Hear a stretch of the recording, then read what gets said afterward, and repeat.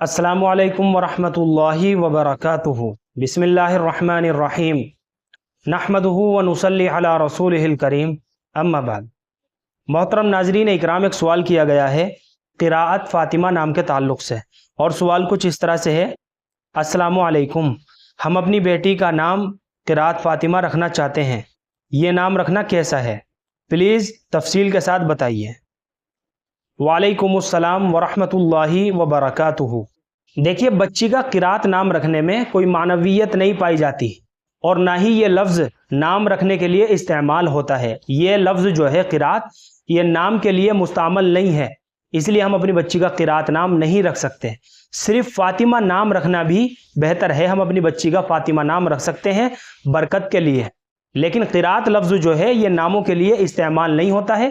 क़िराअत जो है ये अरबी ज़ुबान का लफ्ज़ है, और इसके लुग़वी माना आते हैं तिलावत करना, पढ़ना, चाहे वो जहरन हो या सिर्रन हो। इसलिए या तो आप अपनी बच्ची का नाम फ़ातिमा रखें, निस्बत के लिए इतनी बात काफ़ी है, क्योंकि ये हुज़ूर अकरम सल्लल्लाहु अलैहि वसल्लम की सबसे छोटी और चहेती बेटी का नाम है, खातून जन्नत है। या फिर फ़ातिमा नाम के साथ किसी और अच्छे माना वाले नाम का इंतखाब कर लीजिए, जैसे अरीबा है, हबीबा है। इस तरह से भी हम अपनी बच्ची का नाम रख सकते हैं। अरीबा फ़ातिमा करके भी हम नाम रख सकते हैं। आयत फ़ातिमा करके भी हम अपनी बच्ची का नाम रख सकते हैं। हबीबा फ़ातिमा करके भी हम अपनी बच्ची का नाम रख सकते हैं। लेकिन क़िराअत जो नाम है ये लफ्ज़ नामों के लिए मुस्तामल नहीं होता, इसलिए हम अपनी बच्ची का क़िराअत नाम नहीं रख सकते।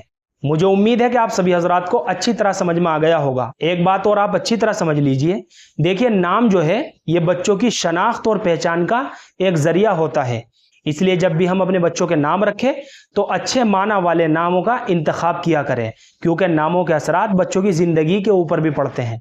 अल्लाह हम सबको सुन्नत व शरीयत पर पाबंद फरमाए। फ़क़त वल्लाहु आलम।